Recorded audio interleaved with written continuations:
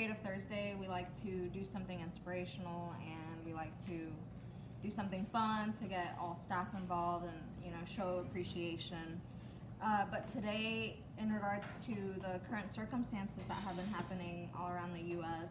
and even here locally, we really wanted to kind of take a step back and create a platform where we can share resources in regards to the Black Lives Matter movement, and just kind of have a way to have these conversations and just respect the situation that's happening. So we wanted to kind of come together, and I know Laura today was going to be the one performing, and so she has a little statement to read for you guys, and then we'll get started on today's little show. So I was nominated for this week's Creative Hour Artist, and like Kiki said, in light of the tragedies of the last few weeks, and honestly the tragedies, atrocities, and horrors of the last 400 years in this nation, I did not believe that now would be the time for offering any hope or words of wisdom as a white woman. I just don't think that is helpful or needed right now.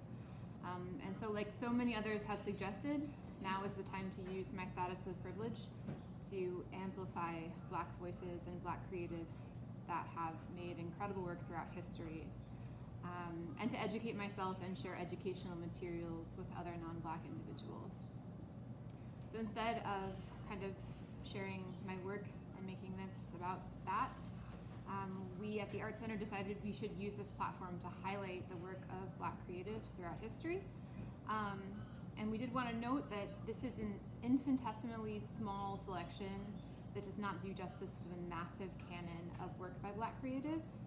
So please consult reading lists, podcasts, documentaries, art and music included in the email that will follow this Creative Hour, which again is not obviously a completely comprehensive list, but it is a place to start.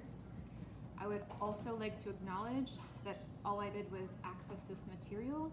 The real work was done by those who have compiled the lists, who are actually out there living this every day, writing the books, the poems and the articles, recording the podcasts, doing the research, painting the masterpieces, and creating the music. So with that said, I'm going to read a poem first by Aja Monet. She's a contemporary poet, and I just find her words incredible. It's called Untitled. I started 2020 jumping 7 waves for Yamaya on an Ipanema beach, 4 flowers hand-dipped in prayer. They did not survive the undertow. I was the whole fireworks show. While my love closed his eyes, impatient with my joy, a hunger for more than fighting. Please, can we be meaningless now and leave America where it's at? The whole village in my chest is tired of weeping. Let's organize the heart, community. I'm toothing the picket signs out of my poems as we speak. Maybe I'm not a good revolutionary. I am not guided by love. I want to be it. I want to be drenched. I want to sweat and stink of love. I want to lay and not know where. The day begins or ends. To be held in my own arms longer than a 2-week vacation. I want to be a poem that never works, that does not resonate with anyone. To be a poem you cannot share, so alive it is so. I sashayed into the new year, iboga heckling my veins, set on being unafraid and triggerless, all revelation and rested shoulders. I caught a fever in Bahia, or an ancestor told me, take a seat, write, it is time to write. Catch these poems before you whine about how we did not answer. This year was a dedication to Florida water, the cleansing. Little did I know the whole world would be rinsing too. Everyone is a running faucet, blood on their hands. Can't face ourselves and one another. The vision came to me in Egypt, and there was nowhere for a lie to hide. I saw God escape religion like a breeze. Every sunset a new download, what felt like 50-hour days, or a conversation with a metallic scrub that did not make sense until it did. I could see the very beginning and the end. I wasn't so much that it was a big bang, more like a sneeze. The earth shaking us off like a bad cold. So very entitled, convinced our lives are worth something more than now. None of us are too good to suffer. Miami taught me the art of killing a mosquito the day I planted a bed of healing herbs. My love brought me 2 butterflies he found on his walk, broken wings hanging from his fingertips. They sat between them rosemary and thyme, incapable of flying all flutter and might to love. Fear is a spirit I will not let in, cradling a metaphor. This year is not yet over. And again, that is Aja Monet. She's a poet, writer, lyricist, activist, and the author of My Mother Was a Freedom Fighter and The Black Unicorn Sings. I'm going to do 2 more, if that's okay, and then I'm going to pass it on to some other individuals here at the Art Center who want to share. And hopefully, if we have time, we can open it up if anyone on the call right now wants to share something. I feel like this one a lot of people may know. Still I Rise by the incredible Maya Angelou. You may write me down in history with your bitter, twisted lies. You may trod me in the very dirt, but still, like dust, I'll rise. Does my sassiness upset you? Why were you beset with gloom? 'Cause I walk like I've got oil wells pumping in my living room. Just like moons and like suns, with the certainty of tides. Just like hope springing high, still I'll rise. Did you want to see me broken, bowed head and lowered eyes, shoulders falling down like teardrops, weakened by my soulful cries? Does my haughtiness offend you? Don't you take it awful hard? 'Cause I laugh like I've got gold mines, digging in my own backyard. You may shoot me with your words, you may cut me with your eyes. You may kill me with your hatefulness, but still like air I'll rise. Does my sexiness upset you? Does it come as a surprise that I dance like I've got diamonds at the meeting of my thighs? Out of the rust of the huts of history's shame I rise. Up from a past that's rooted in pain I rise. I'm a black ocean, leaping and wide, welling and swelling I bear in the tide. Leaving behind nights of terror and fear I rise. Into a daybreak that's wondrously clear I rise. Bringing the gifts that my ancestors gave, I am the dream and the hope of the slave. I rise, I rise, I rise. And again, that is Maya Angelou. And then this is Let America Be America Again by Langston Hughes. Let America be America again. Let it be the dream it used to be. Let it be the pioneer on the plain, seeking a home where he himself is free. America never was America to me. Let America be the dream the dreamers dreamed. Let it be that great, strong land of love, where never kings connive nor tyrants scheme, that any man be crushed by one above. It never was America to me. Oh, let my land be a land where liberty is crowned with no false patriotic wreath, but opportunity is real and life is free. Equality is in the air we breathe. There's never been equality for me. No freedom in this homeland of the free. Say, who are you that mumbles in the dark? And who are you that draws your veil across the stars? I am the poor white, fooled and pushed apart. I am the Negro bearing slavery scars. I am the red man driven from the land. I am the immigrant clutching the hope I seek and finding only the same old stupid plan of dog eat dog, of mighty crush the weak.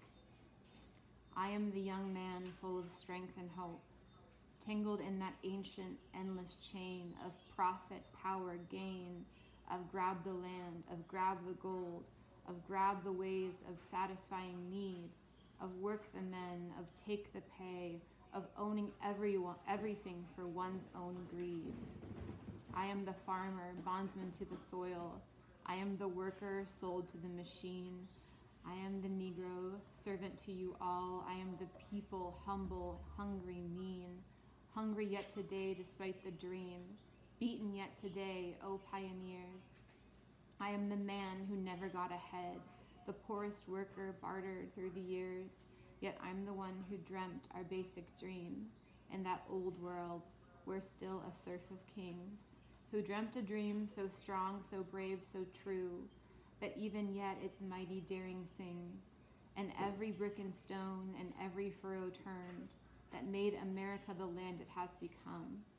Oh, I'm the man who sailed those early seas in search of what I meant to be my home, for I'm the one who left dark Ireland's shore and Poland's plain and England's grassy lea, and torn from black Africa's strand I came to build a homeland of the free. The free? Who said the free? And that's Langston Hughes. I would now like to invite up either Isaac or Regina, and they're going to come in and read something that they have contributed as well.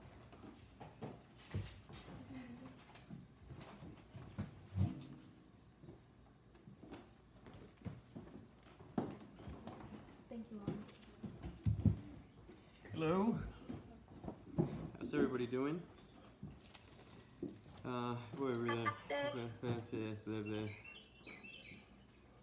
Okay, I got that out. Well, I'm actually just coming up to share a little bit of artists that I really like. Some of them are local, some of them are not local. But one of them specifically because he was my computer art teacher back in Paseo. His name is Harrow Smith Jr. And he is an amazing artist. I think he had a show recently over at the, what is it called? He had it at Lady Volcas. Lady Volcas? Mm-hmm. Okay. He had a show at Lady Volcas. He's been shown in the museum over in Johnson County. The Nerman Museum. And he's amazing. So I would just like to read his biography just because I think it's really cool. And everybody should know about him. Also, he lives like a couple of blocks from where I live, so that's kind of cool.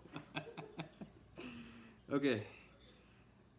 So Harrow Smith's work captures a measurable pain and unfathomable joy of the Black experience. His exuberant use of color, his technical mastery of visual improvisation, can you say jazz? And his profound contemplation of subject matter that his work suddenly unique and necessary. His current exploration of black on black, a use of only black paint to create texture portraits of black men, is at once an incredible demonstration of technique and searing commentary on race relations in America. Harrow Smith is a man of our times and an artist worthy of intentional recognition. I think the media sometimes creates polarizing imagery of black men. Either you are an Obama or you are a thug. In my opinion, regular, hardworking, simple black men are an ignored group. They are the new invisible man, Harrow Smith. Smith, a native of Kansas City, holds an MA in teaching from the Webster University and taught game design at the Manual Career and Technical Center in Kansas City, Missouri. He earned his undergraduate degree in computer science and worked 4 years as a computer programmer. These skills are evident in his numerous online publications, from Urban Core to catalogs of his work. Beginning this fall, Smith will teach art at Lincoln Middle School in Kansas City, Missouri. And he's just an amazing artist, and people should check him out. He's on Instagram, Facebook. Look him up. Before COVID happened, I was actually going to be working with him to create a series of paintings over at Lincoln. I just didn't say anything, or I really kept it quiet because it was more about what he wanted to do and all of that. But he's amazing. Look him up, share his work. And I would also like to share other local artists that I either hang out with or that are really cool. in my opinion, and also some of the artists that I really look up to, like their personal work. So first would be Delphine. You can look him up on Facebook. His artwork is amazing. I just don't know how to explain it. Just look it up on Instagram. Basquiat, everybody knows him. His work is all over the place. Floyd Strickland, he's definitely really good. This is just I'm gonna read them out. They're on Instagram and just look them up, follow them. Their work is very inspiring. Ray Bonilla, Harrow Smith, local artist. Lionel Diggs, local artist, and his studio is actually over at the Interurban Art House where my studio is as well. Felix Mall, local artist, and he also works for Arts Tech, which is a really cool place where kids get to learn about entrepreneurship and art and all these cool things. Xavier Gayden, also a local artist, and Kwanzaa Humphrey. Those are a lot of the artists that really inspire me, that are local and that are doing amazing things. That's all I had to say, but look up Harrow Smith, he's really cool. I'm adding the list of artists onto the chat, so feel free to look them up. I know Harold has an Instagram, Kwanzaa also has an Instagram, and they're pretty prolific with posting. They're also really engaged in the community, which is wonderful. You can pretty much see them anywhere. Yeah, definitely. Thank you. Just added them, thank you.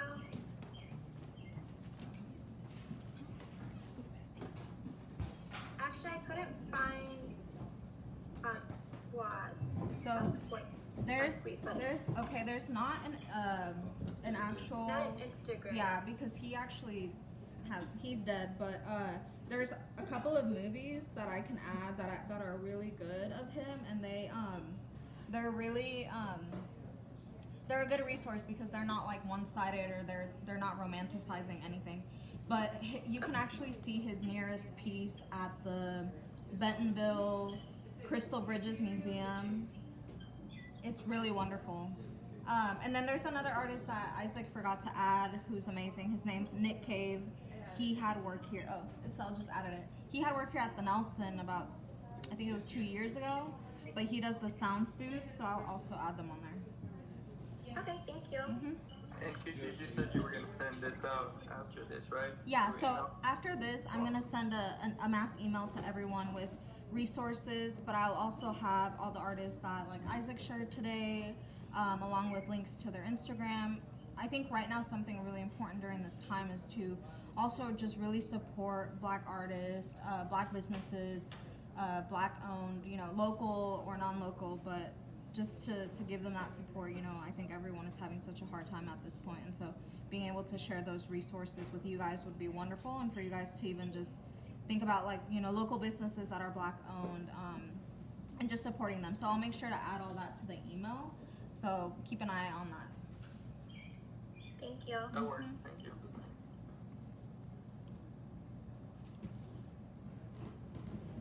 Ready? Hi everyone, my name is Regina. I work here at Maddie Rhodes, obviously, but I'm gonna be reciting to you some poetry by one of my favorite rappers, which is Tupac. So, this first one is called And Tomorrow. Today is filled with anger, fueled with hidden hate, scared of being outcast, afraid of common fate. Today is built on tragedies which no one wants to face, nightmares to humanities and morally disgraced. Tonight is filled with rage, violence in the air, children bred with ruthlessness, but no one at home cares. Tonight I lay my head down, but the pressure never stops, gnawing at my sanity, content when I dropped. But tomorrow I see change, a change to build anew, built on spirit, intent of heart, and ideals based on the truth. And tomorrow I wake up with second wind, and strong because of pride, to know I fought with all my heart to keep my dream alive. That one was called And Tomorrow by Tupac Shakur. So the next one I'm going to be reciting to you is Liberty Needs Glasses. Excuse me, but Lady Liberty needs glasses, and so does Miss Justice by her side. Both the broads are blind as bats, stumbling through the system. Justice bumped into Matulu and tripping on Pratt, but stepped over Oliver and his crooked partner, Ronnie. Justice stubbed her big toe on Mandela, and Liberty was misquoted by the Indians. Slavery was a learning phase, forgotten without a verdict. While justice is on a rampage, four endangered surviving black males.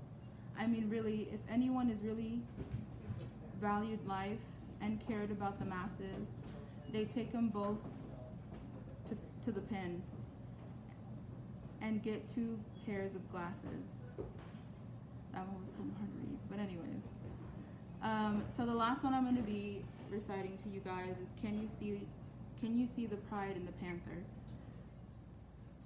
Can you see the pride in the panther as he grows in splendor and grace, toppling obstacles placed in the way of the progression of his race? Can you see the pride in the panther as she nurtures her young all alone? The seeds must grow regardless of the fact that it's planted in stone. Can you see the pride in the panthers as they unify as one? The flower blooms with brilliance and outshines the rays of the sun. Thank you. So those are all by Tupac Shakur if you want to look them up. He has a whole, there's a whole website about his poetry, and nobody really knows that he does poetry, but he's got a whole little discography about it. Thank you. I never knew that you did poetry. Yeah, he actually started off, so he lived in New York, and then he went to school for the arts, and that's where he had actually met Jada Pinkett Smith, and they're like best friends. He actually wrote her a poem, and that was like one of his like first poems that he'd ever written. So yeah, he does poetry. I recognize the one about Miss Liberty needs glasses, but I didn't know that there were other ones out there. That's pretty cool. It's very cool. Okay, I'm gonna go now. Thanks for sharing. Thank you, Regina. Careful, guys. Watch your step.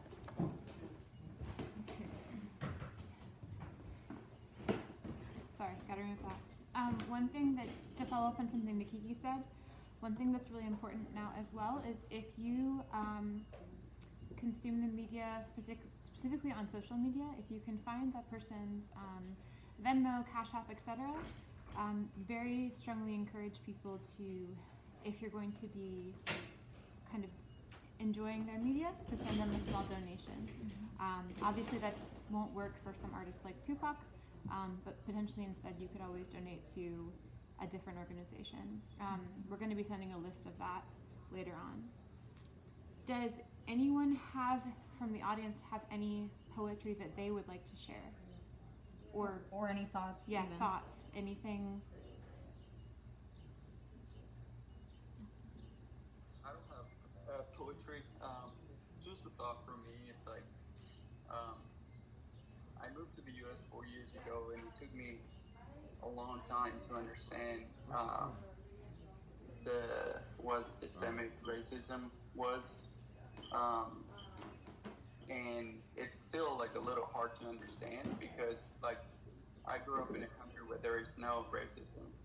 So like for me to come to the United States and allegedly one of the best countries in the world having this issue was like I couldn't understand. I couldn't wrap my hand around it. So I think this succession of events has made me realize and helped me understand a little bit better what it is and the deep roots of the problem that we as a country should be working on fixing. And I don't know, it's made me think a lot. Thank you.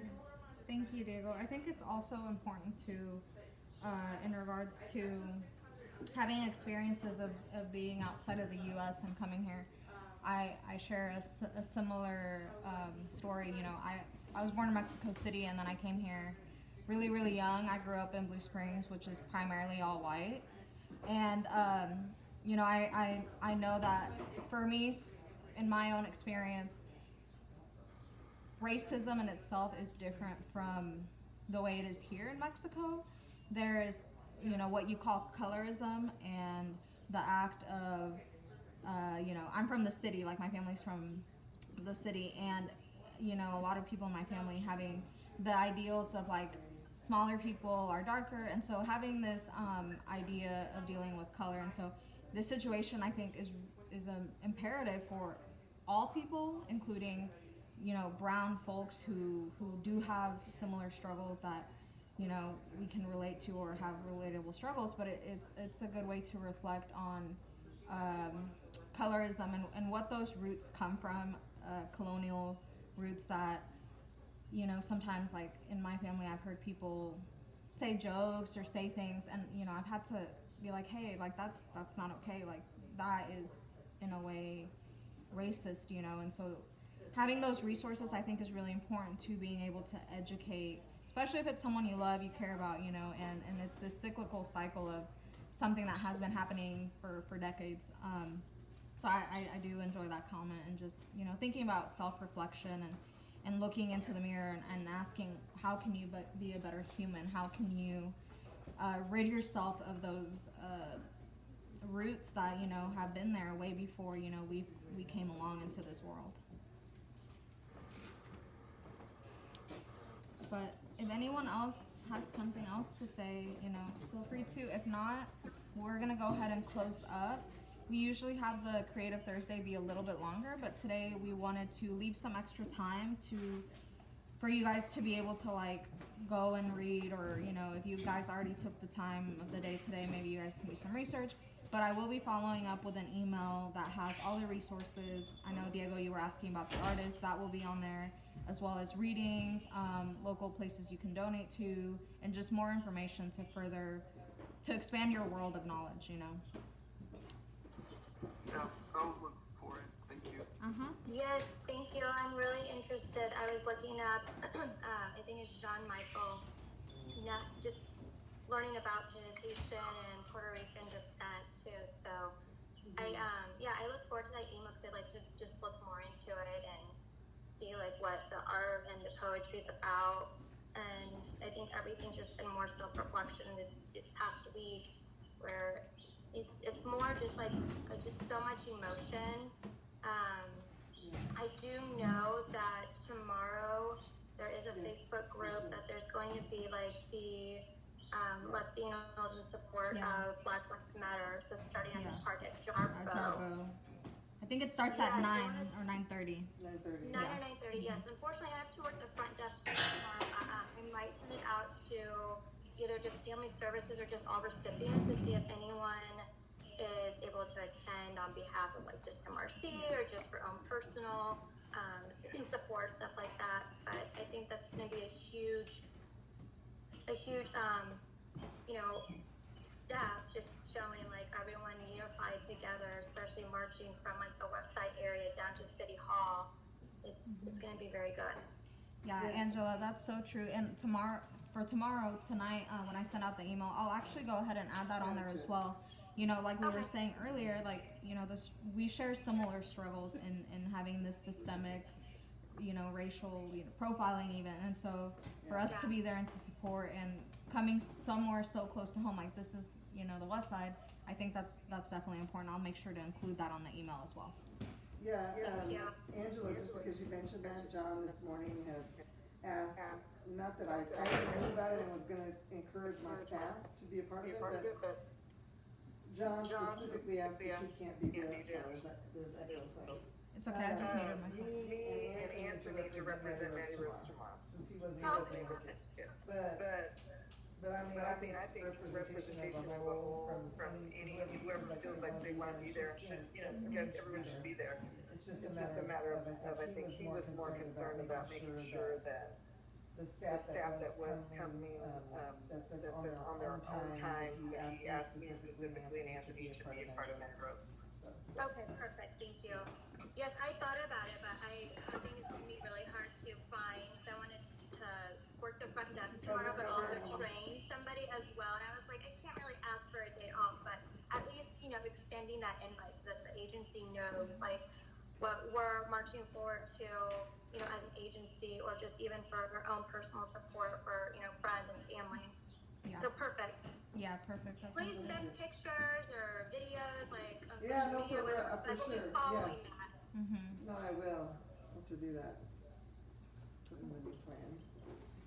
So we're gonna just, we're gonna send all of this in a document and email.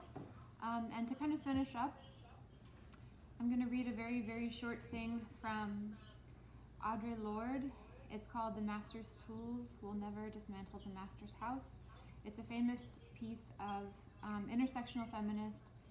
Well, it's actually a speech that she gave at a second sex convention in 1979, and it helped change feminism, which before then had been predominantly run by white women, and kind of started the revolution, helped to begin the revolution of intersectional feminism. Those of us who stand outside the circle of this society's definition of acceptable women, those of us who have been forged in the crucibles of difference, those of us who are poor, who are lesbians, who are black, who are older, know that survival is not an academic skill. It is learning how to take our differences and make them strengths. For the master's tools will never dismantle the master's house. They may allow us temporarily to beat him at his own game, but they will never enable us to bring about genuine change. And this fact is only threatening to those people who still define the master's house as their only source of support. And so we're going to end with a quick statement from the Art Center. We at the Art Center condemn all forms of police brutality. We stand with the protesters and condemn the force used against them.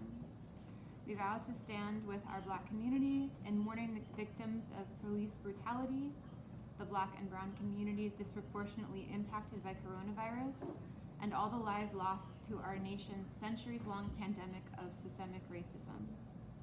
We pledge to reflect deeply on our own privileges, prejudices, and the ways in which we may indirectly or directly contribute to systems of oppression.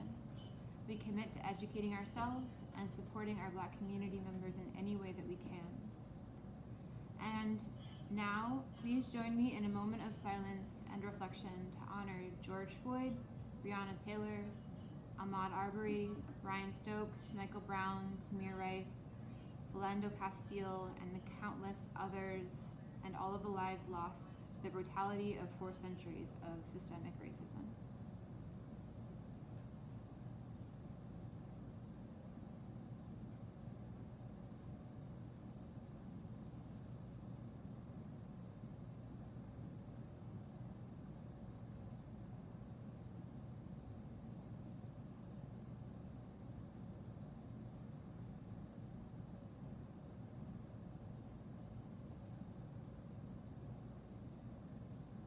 So we would encourage you guys to continue this reflection and continue with the education as well. And I want to thank you guys so much for coming and engaging in the discussion. And we look forward to seeing you tomorrow as well. And please let us know what you think and if you have any comments. I know I personally would be very happy to hear them. Mm-hmm. Thank you guys. Thank you so much. Thank you. Have a good day. Thank you guys. Have a great day. Bye. Bye. Thank you. Mm-hmm.